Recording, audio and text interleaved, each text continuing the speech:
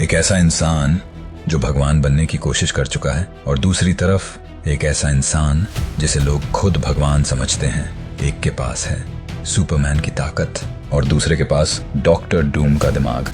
लेकिन अगर ये दोनों आमने सामने आ जाएं, तो सवाल ये नहीं है कि कौन ज्यादा पावरफुल है। सवाल ये है, क्या डूम का दिमाग सुपरमैन की ताकत को हरा सकता है? क्योंकि अगर लड़ाई अभी शुरू हो जाए और सुपरमैन को डूम के बारे में कुछ पता ना हो, तो शायद ये लड़ाई कुछ सेकंड से ज्यादा चले ही नहीं। सुपरमैन की स्पीड, उसकी स्ट्रेंथ, उसकी ड्यूरेबिलिटी और उसकी हीट विजन डूम के लिए एक बहुत बड़ी प्रॉब्लम है। सुपरमैन इतनी तेजी से अटैक कर सकता है कि डूम को अपनी स्ट्रैटेजी बनाने का मौका ही न मिले। और अगर सुपरमैन अपनी पूरी स्पीड से पहला अटैक करे, तो डूम का आर्मर भी उसे हमेशा नहीं बचा सकता। इस सिचुएशन में विनर होगा सुपरमैन।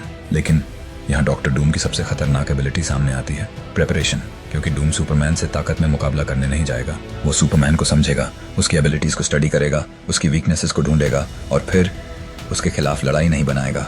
वो ऐसी सिचुएशन बनाएगा जहां सुपरमैन अपनी ताकत का इस्तेमाल ही ना कर सके।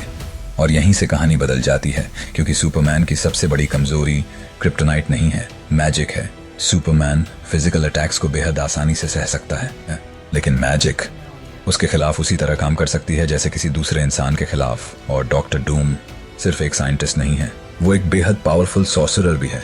इसलिए डूम के पास सुपरमैन को डैमेज करने का वो रास्ता है जो बहुत कम कैरेक्टर्स के पास है। लेकिन क्या इसका मतलब ये है कि डूम आसानी से सुपरमैन को हरा देगा?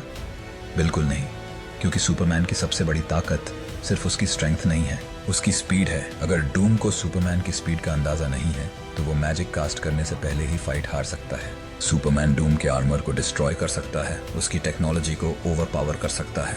और अगर उसने डूम को शुरुआत में ही सीरियसली लिया, तो डूम को अपनी पूरी पावर इस्तेमाल करने का मौका भी नहीं मिलेगा। इसलिए एक सडन रैंडम फाइट में, जहां दोनों बिना प्रिपरेशन के आमने सामने हों, सुपरमैन विंस। लेकिन अब सिनारियो बदलते हैं।